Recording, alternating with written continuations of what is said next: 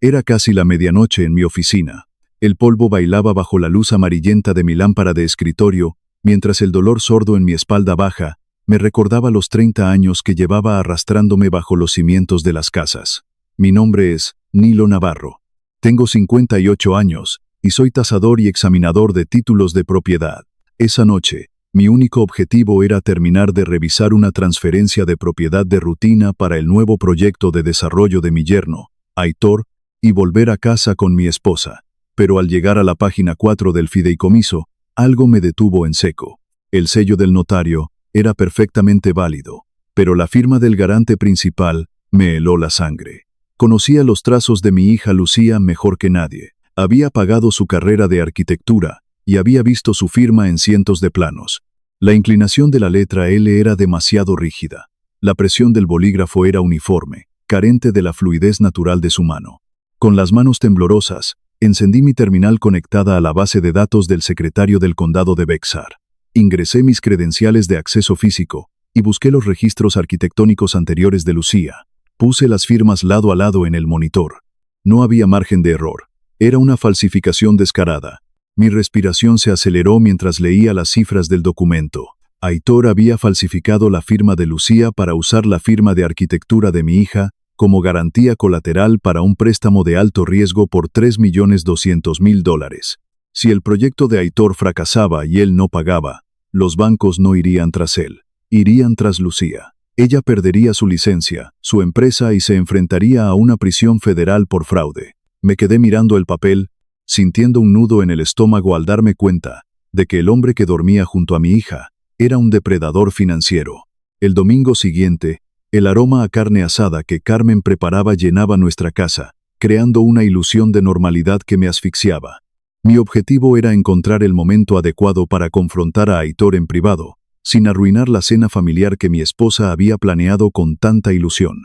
Aitor llegó en un auto deportivo europeo recién comprado, luciendo un traje a medida que costaba más que mi primera hipoteca. Desde el momento en que se sentó a la mesa, dominó la conversación con su habitual arrogancia. El mercado está pidiendo a gritos desarrolladores con visión, dijo Aitor, sirviéndose una copa de vino. No como esos pequeños proyectos de diseño que hace Lucía. Sus dibujos son un pasatiempo lindo, pero el verdadero negocio inmobiliario requiere instinto asesino. Lucía bajó la mirada hacia su plato, removiendo la comida en silencio. Agarré mi tenedor con tanta fuerza que mis nudillos se pusieron blancos. Quería sacar el fideicomiso falsificado, tirarlo sobre la mesa y exponerlo frente a todos. Pero al levantar la vista, vi a Carmen al otro lado de la mesa. Me dirigió esa mirada suplicante que conocía tan bien, una mirada que rogaba por mantener la paz, por no iniciar una guerra en nuestra propia casa. Tragué el sabor amargo de mi propia cobardía. Aflojé el agarre del tenedor y forcé una sonrisa tensa. Hablando de negocios, Nilo, continuó Aitor, tomando mi silencio como una señal de sumisión total. Necesito que aceleres una tasación para una casa que estoy remodelando en el lado sur. Haz la vista gorda con un par de detalles de seguridad. Necesito el certificado para el miércoles. Las inspecciones llevan su tiempo, Aitor, respondí en voz baja. El tiempo es dinero, suegro. Hazlo rápido, sentenció él, tomando un sorbo de vino. Aitor controlaba la habitación, y yo me odié a mí mismo por permitirlo. El lunes por la mañana, conduje mi vieja camioneta hasta el proyecto de remodelación de Aitor en un vecindario en proceso de aburguesamiento. Caminé por la propiedad con mi portapapeles, sintiendo el crujido de los escombros bajo mis botas. No necesitaba ser un genio para ver que Aitor estaba recortando gastos de manera peligrosa. Me detuve en el centro de la sala, de estar principal, y miré hacia el techo. Aitor había eliminado un pilar de soporte central masivo, para crear ese aspecto de concepto abierto que tanto gustaba a los compradores modernos. ¿Dónde están las vigas de carga de acero? Le pregunté al capataz del sitio, un hombre corpulento que fumaba apoyado en el marco de una ventana. El jefe dijo que usáramos madera de pino estándar para las vigas superiores, respondió el capataz, encogiéndose de hombros. Es más barato y más rápido. Saqué mi linterna y examiné la madera. Era de baja calidad, ni siquiera tratada para soportar el peso del segundo piso. Esto es una trampa mortal, dije, sintiendo que la ira superaba mi deseo de mantener la paz. Si ponen muebles pesados arriba, El techo entero va a colapsar. Necesito ver los permisos estructurales de la ciudad ahora mismo. El capataz soltó una carcajada ronca y tiró su cigarrillo al suelo. No hay permisos aquí, viejo. El señor Vargas maneja a los inspectores de la ciudad directamente. Solo firma tu papel de tasación y déjanos trabajar. No voy a firmar ningún certificado de tasación para esta propiedad, respondí con firmeza, dándome la vuelta. Me di cuenta de que Aitor no solo estaba cometiendo fraude financiero, estaba construyendo trampas mortales. Sabía que ya no podía quedarme callado, pero necesitaba pruebas irrefutables antes de destruir el matrimonio de mi hija. De vuelta en mi oficina, cerré la puerta con llave y abrí mi software de propiedad patentado. Necesitaba saber exactamente qué tan profundas eran las deudas de Aitor antes de enfrentarlo. Comencé a rastrear las sociedades de responsabilidad limitada vinculadas a su nombre. El laberinto corporativo era complejo. Aitor había ocultado sus pasivos detrás de 3 empresas fantasma diferentes, todas registradas en el estado de Delaware. Era una táctica clásica para evadir responsabilidades, pero yo llevaba 30 años, leyendo entre líneas. Levanté el teléfono y llamé a un viejo amigo en la oficina del tasador de impuestos del condado. Roberto, soy Nilo, dije, manteniendo la voz baja. Necesito un favor extraoficial. Extrae los historiales de impuestos a la propiedad, sin censurar para un grupo de empresas de desarrollo. Te enviaré los números de identificación fiscal ahora mismo. 10 minutos después, los documentos comenzaron a salir por mi impresora. Alineé las hojas sobre mi escritorio y comencé a cruzar los datos de préstamos con los pagos de impuestos. La realidad era mucho peor de lo que imaginaba. Aitor estaba completamente en la ruina. Sus cuentas operativas estaban en números rojos.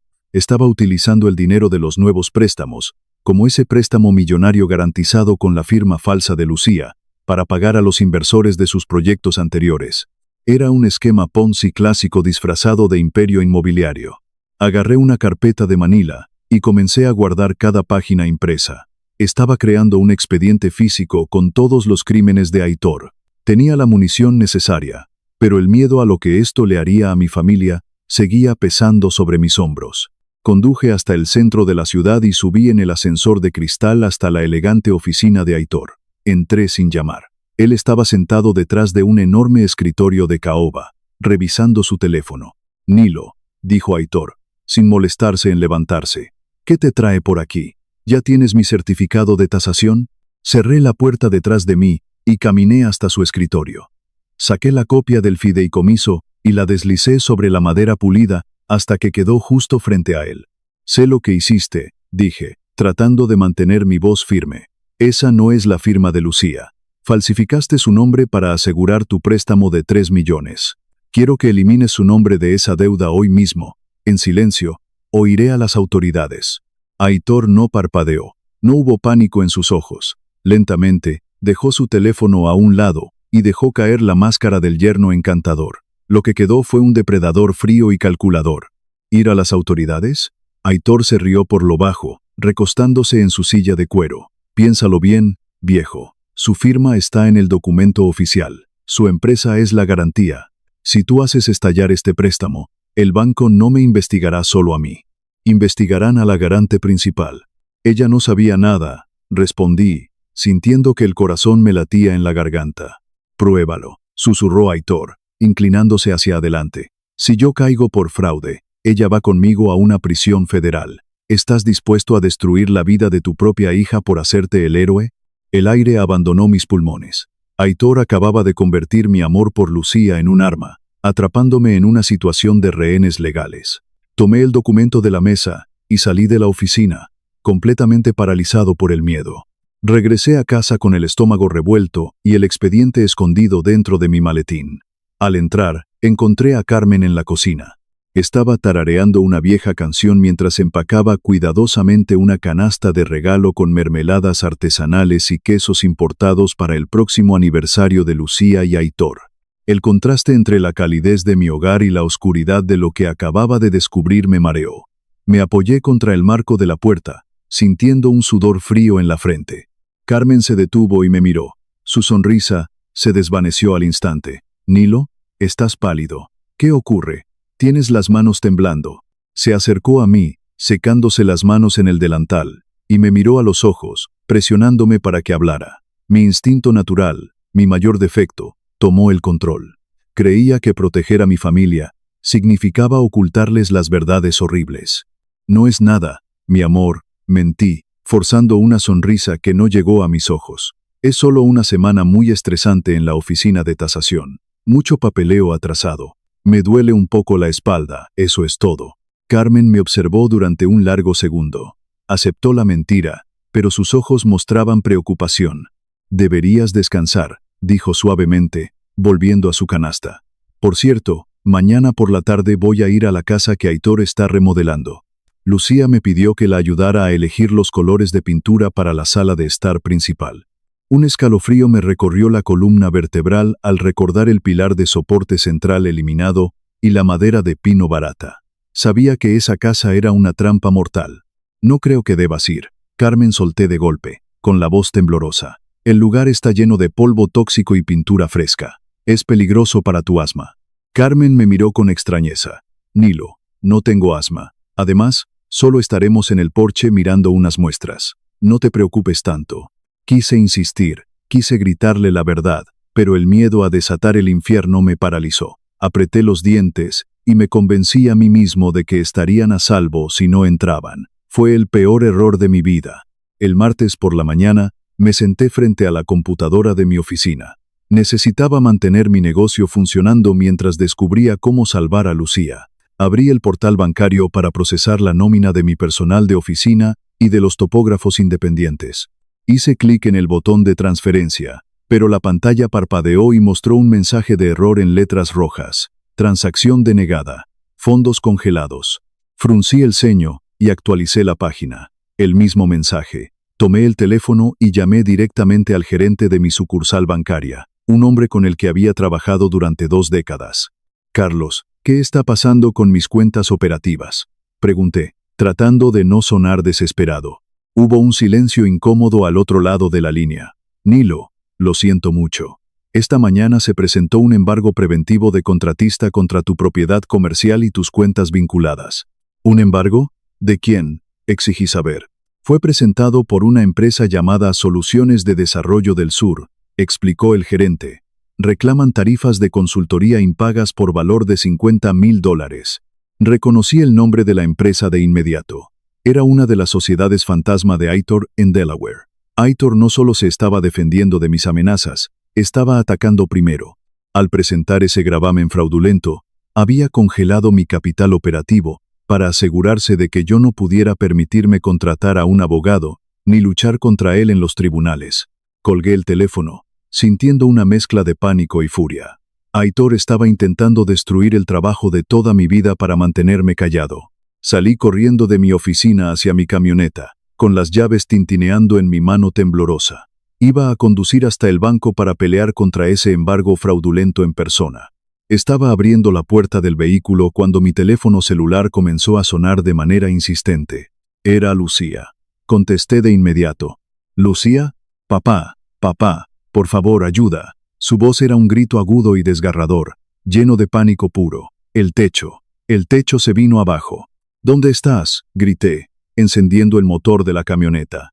En la casa de Aitor. La remodelación. Mi mamá está atrapada. No hice más preguntas. Pisé el acelerador a fondo, saltándome 2 semáforos en rojo. Conduje de manera temeraria por las calles de San Antonio, con el corazón golpeando violentamente contra mis costillas.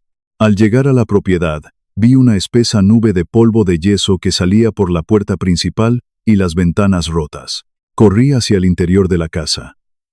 La sala de estar principal, donde Aitor había quitado el pilar de soporte, era una zona de desastre. Las vigas de madera barata habían cedido, colapsando la mitad del segundo piso sobre el nivel inferior. Me abrí paso a través de los escombros, tosiendo por el polvo. Encontré a Lucía arrodillada en el suelo, llorando histéricamente. Y allí, debajo de una de las vigas de pino que Aitor había ordenado usar para ahorrar dinero, estaba Carmen. Mi esposa estaba inconsciente. Un charco de sangre oscura se formaba cerca de su cabeza, y su brazo derecho estaba horriblemente torcido, inmovilizado bajo el peso de la madera astillada. Caí de rodillas junto a ella, sintiendo que el mundo entero se detenía. Mientras las sirenas de las ambulancias comenzaban a aullar en la distancia, miré el rostro ensangrentado de la mujer que amaba. En ese preciso instante, mi deseo de mantener la paz familiar murió para siempre. Fue reemplazado por una necesidad fría, metódica y absoluta de desmantelar la vida de Aitor Vargas. El olor a antiséptico y el zumbido constante de las luces fluorescentes en la sala de espera del hospital me provocaban náuseas. Habían pasado 3 horas desde que las puertas de la sala de emergencias se cerraron detrás de la camilla de Carmen. Lucía estaba sentada a mi lado, temblando, con la ropa cubierta de polvo de yeso. Un cirujano joven salió finalmente por las puertas dobles. Me puse de pie, ignorando la punzada aguda en mi espalda baja. El médico nos explicó que Carmen tenía una fractura abierta en el brazo derecho, que requirió clavos quirúrgicos y una conmoción cerebral severa. Estaba estable, pero las próximas 24 horas serían críticas para observar cualquier inflamación en el cerebro. Lucía rompió a llorar, escondiendo el rostro entre sus manos. «Es mi culpa», sollozó mi hija, con la voz ahogada. «Yo quería ver los colores de la pintura. Yo le pedí que viniera conmigo a esa casa. Si no la hubiera llevado». «Mírame, Lucía», le dije, rodeándola con mis brazos y apretándola contra mi pecho. «Esto no es tu culpa. Absolutamente nada de esto es tu responsabilidad. Fue un fallo estructural». Lucía levantó la vista, con los ojos enrojecidos. «Aitor viene en camino. Hablé con él por teléfono. Estaba tan frustrado. Dijo que este accidente va a retrasar su inspección final y arruinar su calendario». Sentí que la sangre se me helaba.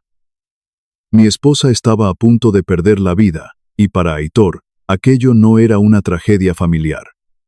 Era simplemente un inconveniente logístico. Apreté la mandíbula, confirmando en silencio que la guerra había comenzado.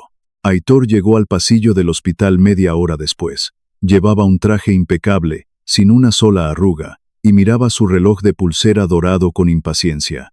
Antes de que pudiera acercarse a la sala donde descansaba Lucía, me interpuse en su camino, bloqueándole el paso. «Nilo», dijo Aitor, ensayando una mueca de preocupación que no le llegaba a los ojos. «¿Cómo está Carmen? Escucha, sobre los inspectores de la ciudad. Necesitamos mantener este asunto en silencio. Fue un error de un subcontratista incompetente. Yo me encargaré de despedirlo». Di un paso hacia adelante, invadiendo su espacio personal. No levanté la voz. No había necesidad de gritar cuando tienes la soga lista. «Presentaste un embargo preventivo falso contra mi negocio esta mañana», le dije, mirándolo fijamente. Aitor se encogió de hombros, ajustándose los puños de la camisa. «Solo estoy protegiendo mis activos, suegro. Los negocios son los negocios. Te estabas metiendo donde no te llamaban». «Ese fue tu mayor error, Aitor», respondí en un susurro frío. «Al congelar mis cuentas, me quitaste lo único que me obligaba a mantener la paz. Ahora no tengo absolutamente nada que perder». Aitor sonrió con arrogancia, mostrando los dientes perfectos. «No seas tonto, viejo. Nadie le va a creer a un simple tasador por encima de un desarrollador millonario. Y recuerda muy bien de quién es la firma que está en ese préstamo de $3 millones. Si yo me hundo, tu pequeña arquitecta se hunde conmigo». Me pasó por un lado, caminando por el pasillo como si fuera el dueño del hospital. Lo dejé ir. Ya no le tenía miedo, porque ahora tenía un plan. Cerca de la medianoche, regresé a mi oficina a oscuras. No encendí las luces principales. Me senté en mi escritorio, sintiendo el cansancio acumulado en mis huesos, y abrí la caja fuerte oculta detrás de un archivador. Saqué mi token de acceso físico, una pequeña llave de seguridad cifrada que el condado otorgaba únicamente a los examinadores de títulos de propiedad certificados. Mis cuentas bancarias estaban congeladas por el embargo de Aitor, pero mi acceso a la base de datos del secretario del condado de Bexar estaba vinculado a mi licencia estatal, no a mi dinero. Conecté el dispositivo a mi computadora y entré al registro de la propiedad. Revisando los documentos escaneados de la notaría, vi la fecha del sello en el fideicomiso, 14 de septiembre. Mi corazón dio un vuelco. Recordé de inmediato el cargo en mi tarjeta de crédito por el retiro arquitectónico que le había regalado a Lucía. Ella estaba en la Ciudad de México ese día. Aitor había cometido un error fatal. No podía llamar a la policía sin arriesgar a Lucía por la firma falsa. Tenía que detener el cierre de ese préstamo desde adentro. Abrí un formulario legal en blanco y comencé a redactar un aviso de litispendencia, un documento que crea una mancha oficial en el título de propiedad. Detallé el colapso estructural de la casa, adjunté las facturas impagas de los contratistas que había descubierto en los registros públicos, y cité el inminente aviso de condena de la ciudad por violaciones de seguridad. Vinculé legalmente este documento directamente a la Sociedad de Responsabilidad Limitada Principal de Aitor en Delaware. Hice clic en enviar. El sistema del condado confirmó la recepción. La trampa digital estaba puesta. Cualquier búsqueda automatizada de títulos que hicieran los inversores de Aitor chocaría contra un muro rojo de advertencias legales. El miércoles por la mañana, el olor a café quemado y tocino llenaba un pequeño restaurante a las afueras de la ciudad. Me senté en una mesa apartada y esperé. Minutos después, llegó Elena. Era una oficial de Plica veterana, la mujer encargada de manejar el depósito en garantía del megaproyecto de Aitor. Nos conocíamos desde hacía 20 años. Elena se sentó, mirando nerviosamente hacia la puerta. Nilo, no debería estar aquí. Romper la confidencialidad de un cliente podría costarme mi licencia estatal. Los abogados de Aitor Vargas son tiburones. No dije una palabra. Simplemente deslicé un sobre manila por la mesa. Elena lo abrió con cuidado. Adentro estaban las fotografías de la casa colapsada, las imágenes de Carmen inconsciente en la cama del hospital con el brazo lleno de clavos metálicos, y finalmente, la copia del fideicomiso con la firma falsificada. Elena se llevó una mano a la boca. Como experta en documentos legales, reconoció el fraude notarial de inmediato. El asco reemplazó al miedo en su rostro. No te estoy pidiendo que canceles el cierre del viernes, le dije en voz baja. Solo te pido que retrases la anulación manual del sistema. Quiero que... Esto. Elena miró la foto de mi esposa herida una vez más. Guardó los documentos en el sobre, asintió lentamente y se levantó de la mesa. El campo de batalla estaba asegurado. Regresé al hospital esa misma tarde. Carmen dormía profundamente bajo los efectos de los analgésicos. Lucía estaba sentada junto a la ventana, con ojeras oscuras marcando su rostro pálido. Aitor dice que el cierre del viernes va a solucionar todos nuestros problemas de liquidez, susurró Lucía, tratando de convencerse a sí misma. Dice que está muy estresado por el banco, y que lo del techo fue solo un accidente extraño, un error de cálculo del proveedor de madera. Me acerqué a ella, saqué el fideicomiso falso de mi abrigo, y lo puse directamente en sus manos. Míralo de cerca, Lucía, le pedí con voz firme. Mira la firma del garante principal. Lucía frunció el ceño, confundida. Sus ojos de arquitecta escanearon el papel. De repente, su respiración se detuvo. Vio la letra L rígida, la presión equivocada del trazo, la falta de fluidez que ella usaba al firmar sus planos todos los días. Yo no firmé esto, dijo ella, con un hilo de voz. Esta no es mi letra. ¿Qué es este documento, papá? Es un préstamo por $3.200.000, le expliqué, sintiendo que el corazón se me partía al ver su expresión. Aitor usó tu firma de arquitectura como garantía. Si él no paga, el banco te quitará todo, y el gobierno federal te acusará de fraude electrónico. El papel tembló en las manos de Lucía. La ilusión de su matrimonio perfecto se hizo añicos en tiempo real. Miró hacia la cama donde yacía su madre herida, y luego me miró a mí, con los ojos llenos de un terror absoluto al comprender con quién se había casado.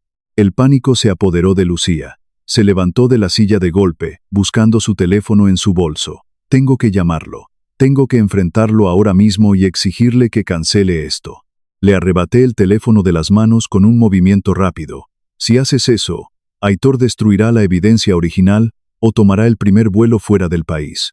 Él rastrea la ubicación de tu teléfono y revisa los gastos de tus tarjetas de crédito.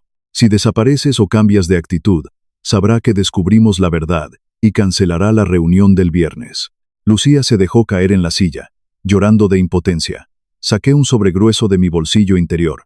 Contenía $3.000 en efectivo que había sacado de mi caja fuerte personal y un teléfono celular desechable de prepago. Necesito que seas más fuerte que nunca, le dije, poniéndole el sobre en las manos. Tienes que seguir interpretando el papel de la esposa comprensiva esta noche y mañana. El viernes por la mañana, en cuanto Aitor salga hacia la reunión de cierre, toma una sola bolsa con ropa y vete directo al motel que te indiqué. Yo te llamaré a este teléfono cuando sea seguro salir.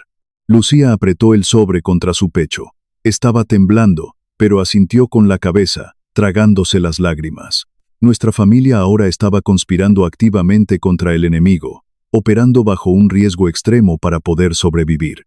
El jueves por la tarde, estaba en mi oficina organizando los últimos archivos digitales para el día siguiente. La puerta principal se abrió de golpe. 2 hombres altos, vestidos con trajes oscuros baratos y gafas de sol, entraron sin llamar. Eran los supuestos consultores de Aitor. Uno de ellos se acercó a mi escritorio y arrojó un documento legal sobre mis papeles.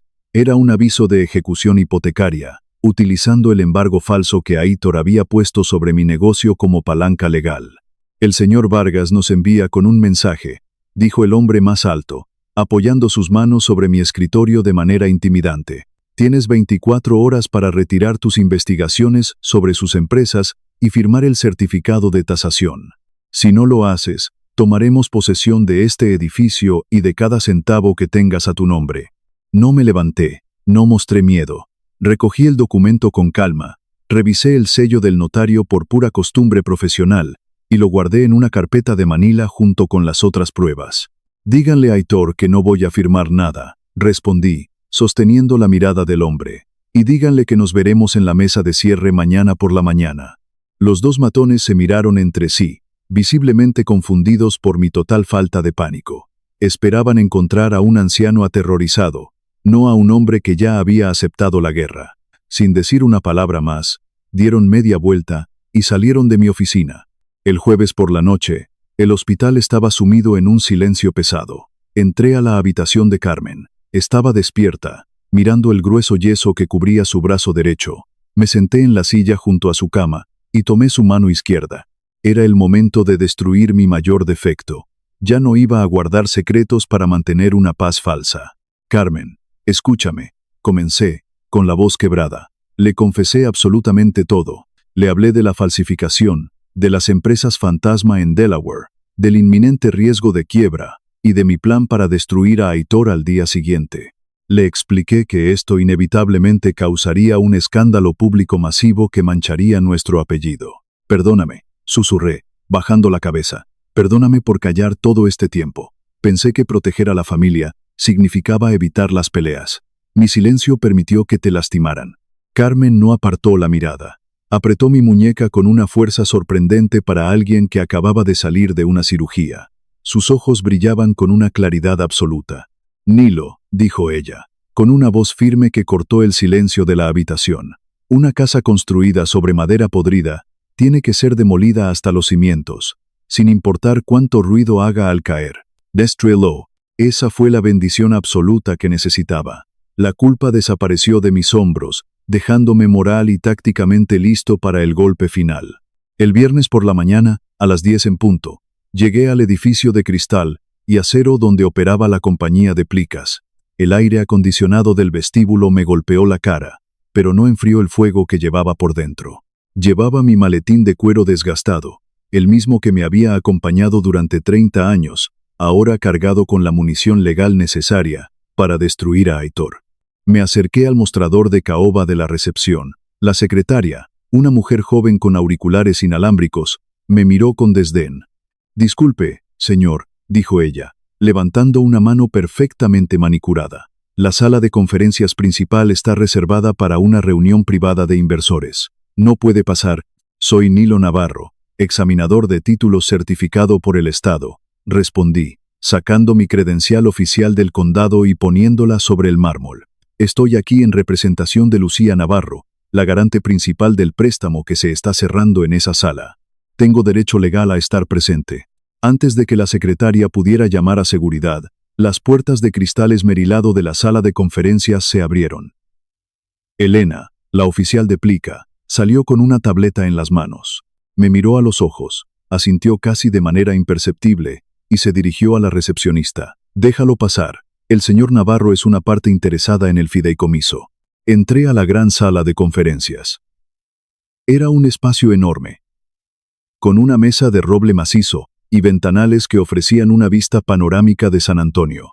Aitor estaba sentado a la cabeza, flanqueado por sus abogados y 3 inversores adinerados. Cuando me vio entrar y tomar asiento en silencio en la parte trasera de la sala, su sonrisa arrogante vaciló por una fracción de segundo, pero rápidamente recuperó la compostura. Aitor me ignoró por completo y continuó con su presentación. Se levantó, abotonándose el saco de su traje a medida, y señaló un gráfico proyectado en la pantalla de la pared. Hablaba con el carisma de un vendedor experto, utilizando jerga corporativa para deslumbrar a los presentes. Caballeros, el retorno de inversión proyectado para este desarrollo es del 20% en los primeros 18 meses, decía Aitor, paseándose por la sala. Ese préstamo millonario es solo el catalizador. El mercado está maduro, y nosotros tenemos el control total de los activos.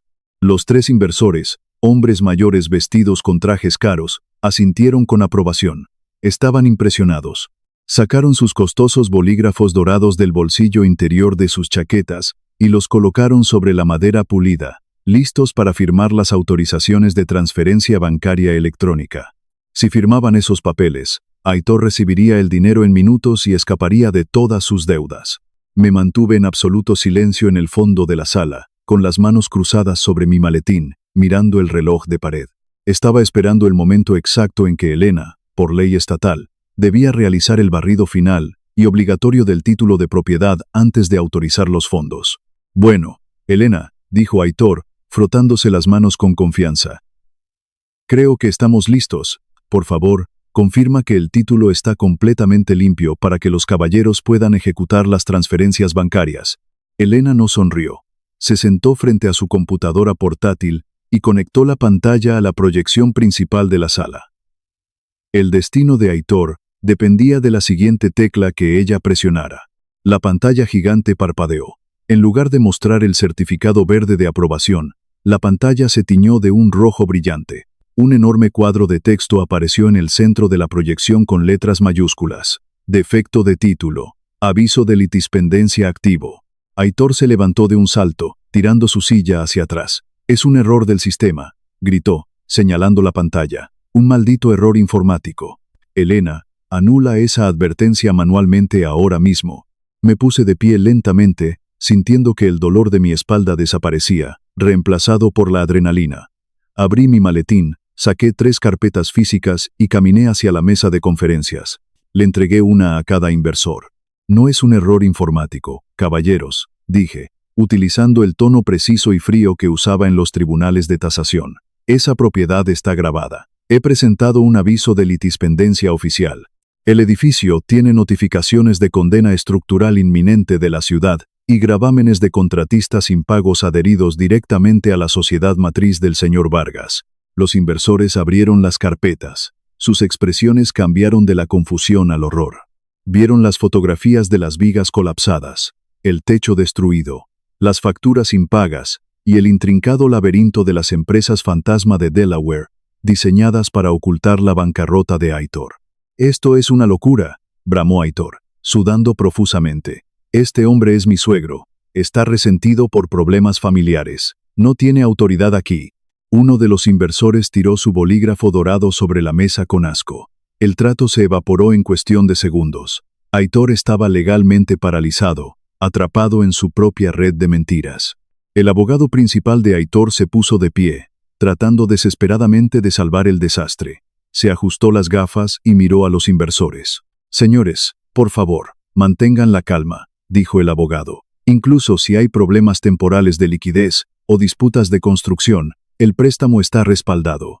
La garante principal, Lucía Navarro, tiene activos suficientes en su firma de arquitectura para cubrir cualquier riesgo de impago. Aitor me miró con una sonrisa desesperada y cruel. Todavía creía que tenía su escudo humano. Todavía creía que yo retrocedería para salvar a mi hija. Saqué un último documento de mi maletín y lo dejé caer sobre la mesa de roble. Era una declaración jurada del Colegio de Notarios del Estado.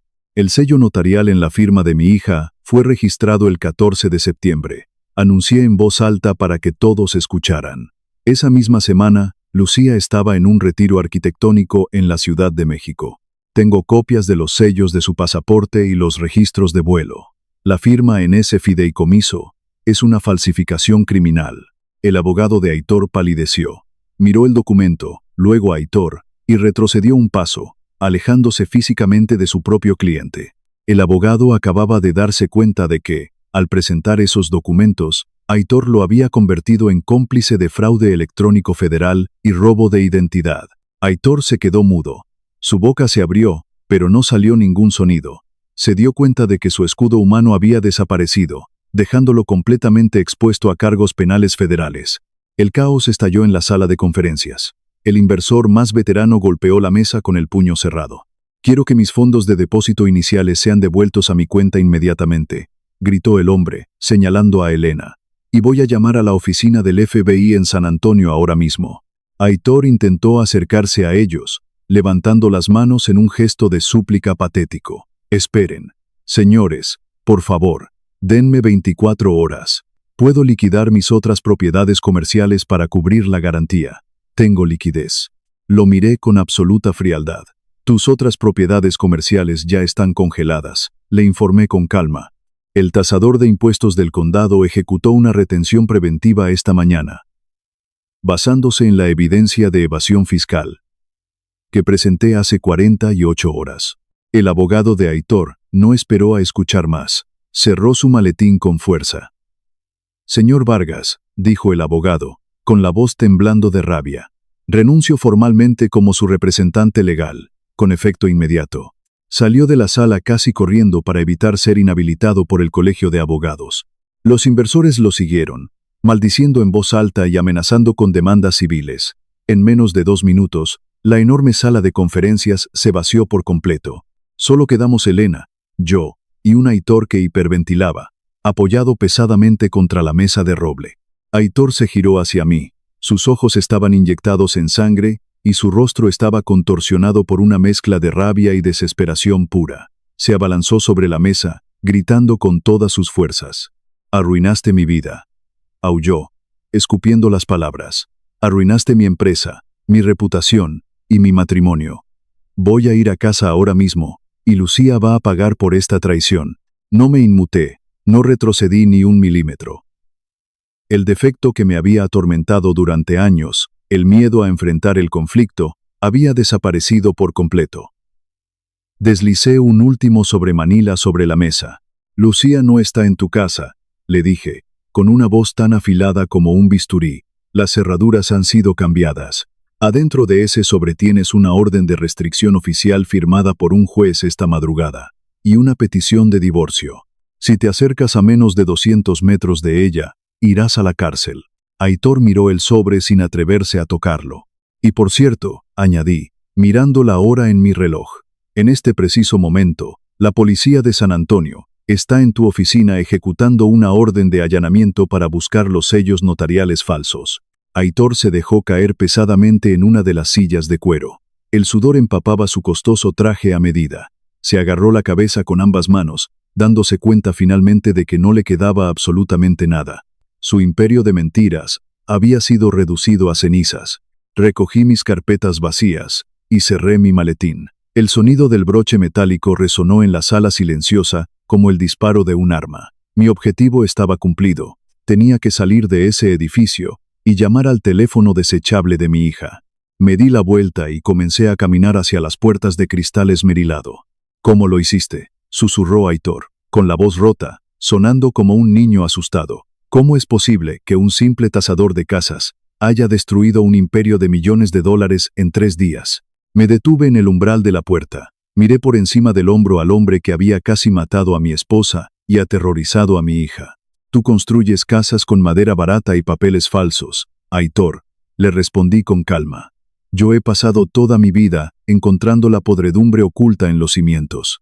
Salí de la sala de conferencias y caminé por el pasillo del edificio. Dejé a Aitor allí, solo, esperando a que las autoridades llegaran a buscarlo.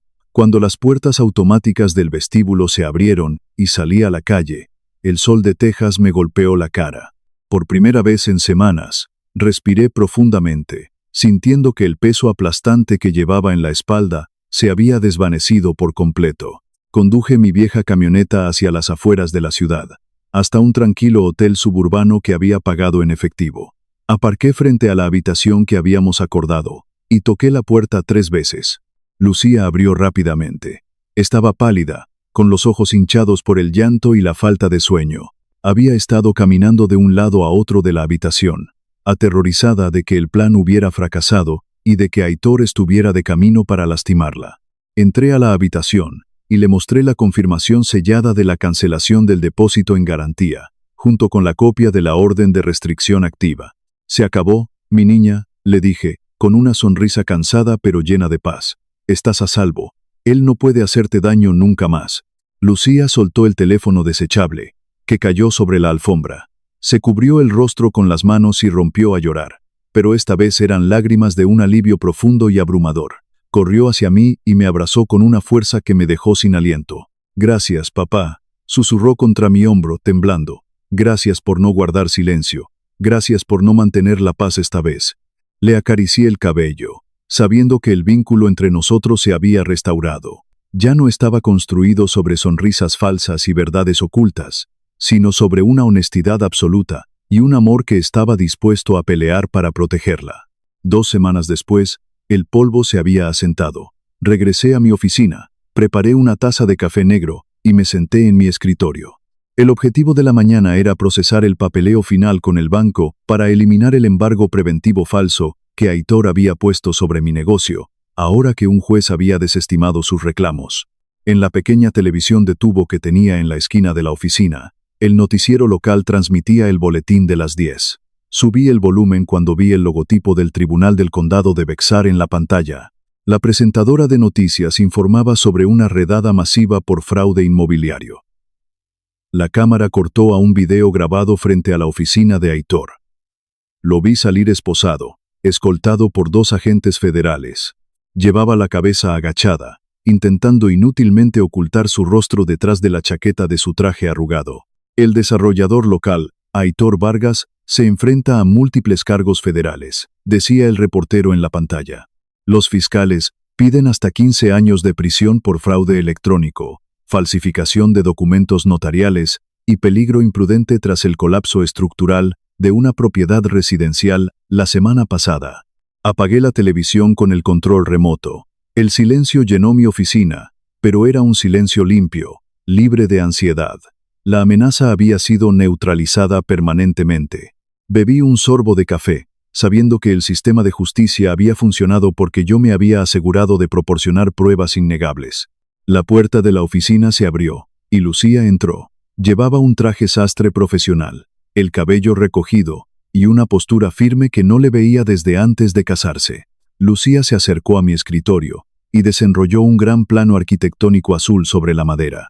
«Estuve pensando, papá», dijo ella, apoyando las manos sobre los planos. «El proceso de divorcio va a tomar tiempo, pero no quiero quedarme sentada esperando. Quiero trabajar». Miré los planos. Eran diseños de refuerzo estructural para propiedades residenciales antiguas. Me preocupaba que estuviera tratando de ignorar el trauma, empujándose al límite con el trabajo, pero su mirada era clara y decidida.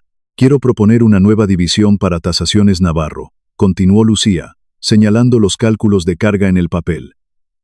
«Consultoría de integridad estructural. Yo diseño los refuerzos, tú haces las tasaciones de viabilidad. Podemos evitar que lo que pasó en esa casa le pase a otras familias». Analicé los números en el plano.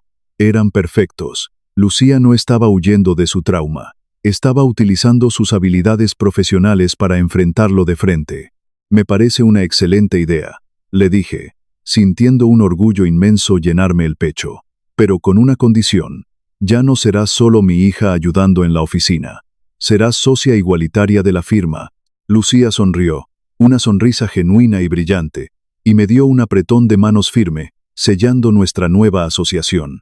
Llegué a casa más temprano de lo habitual esa tarde. Quería ayudar a Carmen con sus ejercicios de rehabilitación. El grueso yeso había sido retirado, pero su brazo derecho aún estaba débil, sostenido por una férula ligera. La encontré en la cocina, tratando de levantar una taza de cerámica del escurridor. Vi la frustración en su rostro cuando sus dedos no lograron cerrarse con fuerza alrededor del asa. Su mano tembló y la taza resbaló, chocando contra el fregadero con un ruido sordo. Caminé hacia ella en silencio. No le dije que todo estaría bien de inmediato, ni le ofrecí esas frases vacías que la gente usa para evitar la incomodidad del dolor ajeno. Simplemente tomé la taza, serví el café caliente, y me senté a su lado en la pequeña mesa de la cocina. Me quedé allí, acompañándola en la realidad incómoda de su recuperación. Carmen tomó la taza con ambas manos, dejando que el calor le aliviara las articulaciones. Me miró y esbozó una sonrisa suave, llena de comprensión. «Duele», admitió ella en voz baja, «pero por primera vez en años, siento que esta casa es un lugar seguro. Ya no tenemos que caminar sobre cáscaras de huevo». Le devolví la sonrisa. La paz auténtica, silenciosa y profunda, se había instalado finalmente en nuestro hogar, reemplazando la paz falsa y frágil que yo había intentado mantener durante tanto tiempo. Un mes después, me encontraba de nuevo haciendo mi trabajo. Estaba arrastrándome por la tierra húmeda debajo de una casa antigua en el lado oeste de la ciudad, iluminando los pilares de hormigón de los cimientos con mi linterna de alta potencia. El olor a tierra y humedad me resultaba familiar y reconfortante. El rayo de luz reveló una fractura fina, casi imperceptible, en uno de los bloques de soporte principales. Años atrás, mi instinto para evitar conflictos me habría llevado a minimizar ese hallazgo. Habría pensado en la joven pareja que quería comprar la casa, en el agente de bienes raíces que necesitaba la comisión. Y habría escrito una nota suave en el informe, sugiriendo una revisión futura para no arruinar la venta. Pero el hombre que ignoraba las pequeñas grietas había muerto el día que el techo cayó sobre su esposa. Saqué mi cámara de alta resolución, ajusté el enfoque y tomé varias fotografías detalladas de la fractura. Salí de debajo de la casa, me sacudí el polvo de los pantalones y anoté en mi portapapeles que la reparación de los cimientos era una condición obligatoria y no negociable para aprobar la tasación. Sabía que el agente inmobiliario me iba a gritar por teléfono y que la venta se retrasaría semanas. Pero ya no me importaba. Ya no iba a comprometer la verdad estructural por la comodidad de nadie. Al mediodía, pasé por el buzón de correo de mi oficina. Entre las facturas y los anuncios, encontré un sobre oficial con el sello del Departamento de Justicia de los Estados Unidos. Me quedé de pie en el pasillo, mirando el papel grueso. Por un instante, una punzada de duda me atravesó. Me pregunté si Aitor, con sus abogados caros y sus tácticas de manipulación, había logrado apelar el caso o reducir su condena. Rasgué el borde del sobre y saqué la carta. Era un aviso formal de restitución a las víctimas. El documento confirmaba que Aitor Vargas había renunciado a su derecho a juicio y había aceptado un acuerdo de culpabilidad ante la abrumadora evidencia documental que habíamos proporcionado. La carta establecía que Aitor había sido transferido oficialmente a una penitenciaría federal en el norte de Texas, para comenzar a cumplir una sentencia firme de 9 años, sin posibilidad de libertad condicional anticipada. Leí el párrafo final 2 veces. La última sombra que Aitor proyectaba sobre nuestra familia se había desvanecido por completo. El sistema legal no siempre es perfecto, pero esta vez había funcionado, porque me había negado a dejar que el miedo dictara mis acciones. Encendí la trituradora de papel de mi oficina, metí el sobre y vi cómo el pasado se convertía en tiras inofensivas. El domingo por la noche, nuestra casa volvió a oler a carne asada. Era una cena familiar, exactamente igual a la que habíamos tenido un mes atrás, pero la atmósfera no podía ser más diferente. La casa estaba llena de ruido, caos y alegría. Lucía estaba junto a la encimera de la cocina, discutiendo en broma con Carmen sobre la cantidad exacta de comino que debía llevar la marinada de la carne. «Mamá, si le pones más especias, no vamos a sentir el sabor de la carne», decía Lucía, riendo a carcajadas.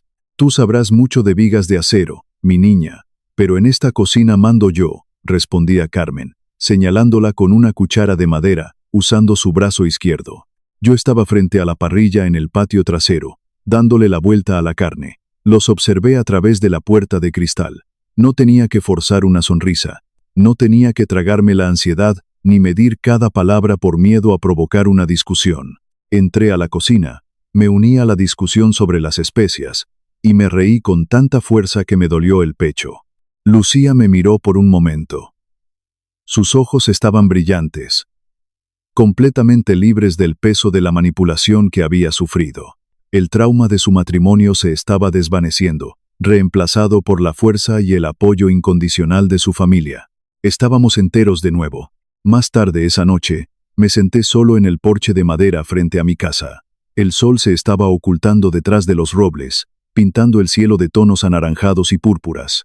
Encendí un puro, un lujo raro que me permitía solo en ocasiones especiales, y dejé que el humo se mezclara con la brisa de la noche. Reflexioné sobre la ilusión de la paz.